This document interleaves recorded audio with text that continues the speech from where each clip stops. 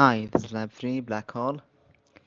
The main objective of this lab is to estimate the mass of the black hole, given the x and y components of the position of the star, the time interval between those positions, and the position of the black hole.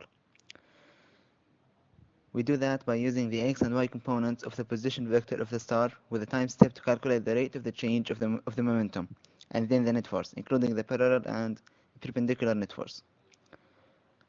We assume that the black hole is located at the is negative 2 times 10 to the 10th, and the y component is 1 times 1 times 10 to the 10th, and the z component is 0.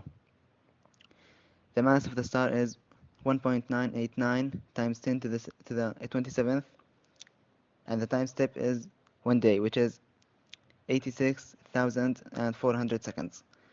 And we also assume that the only force acting on the star is the gravitational force due to the black hole. So it's also the net force. And here's the Python code. The radius here won't affect our calculations. And here's the position of the black hole,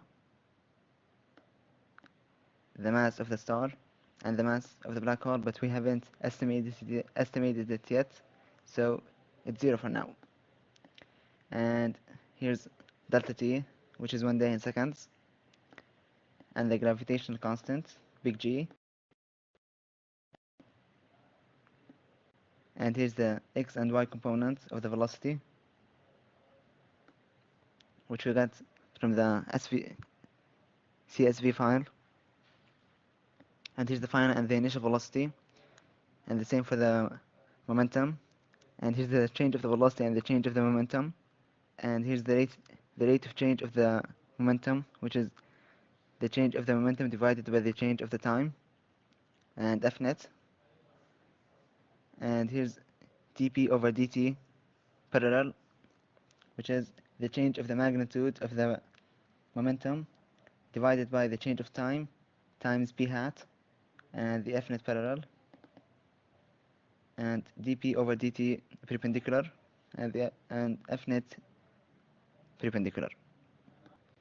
We estimate the mass of the black hole using Newton's universal law of gravitation with this formula here.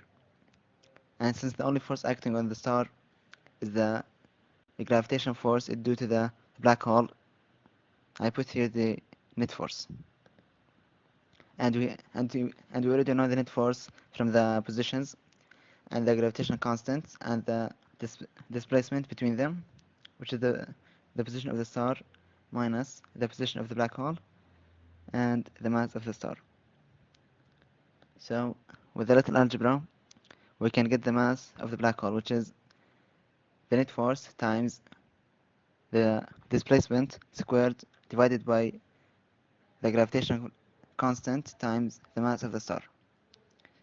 And here it is in the code.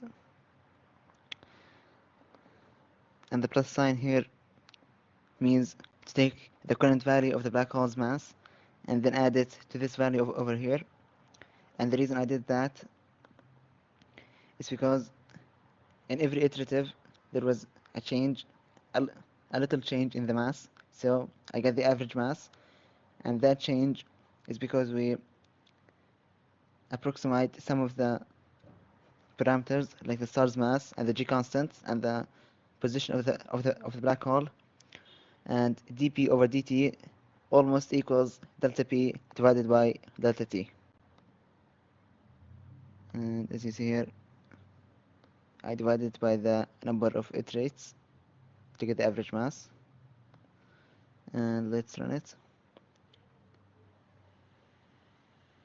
The black arrow represents the parallel component of the net force, and the blue one is the perpendicular component, and the yellow is the net force.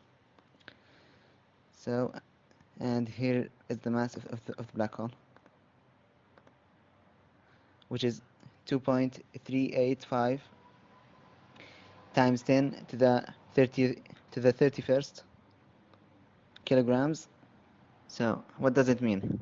Discuss how the F nets are different from the rates of change of the momentum. They both have the same vector value or the same numerical value, but they are not the same. The F net is what causes the change in the rate of the change of the momentum. What if we replace the black hole with a new black hole and left the other parameters unchanged? Well, since the motion remains unchanged and the position is unchanged, when calculating using Newton's law of gravitation, the displacement will be the same, and we get the mass of the black hole from the motion itself by eating the net force from the rate of change of momentum, and the mass of the star is unchanged, and then the mass would be the same. The mass of the black hole would be the same. Conclusion: we estimated the mass of the black hole from an observed motion, which is 2.3845 times 10 to the 31st. Explain the difference between the rate of change of the momentum and the net force. Explain that if the star's motion and the black hole position were the same, then the mass of the black hole is the same as the replaced one. That was lab 3. Thank you for watching.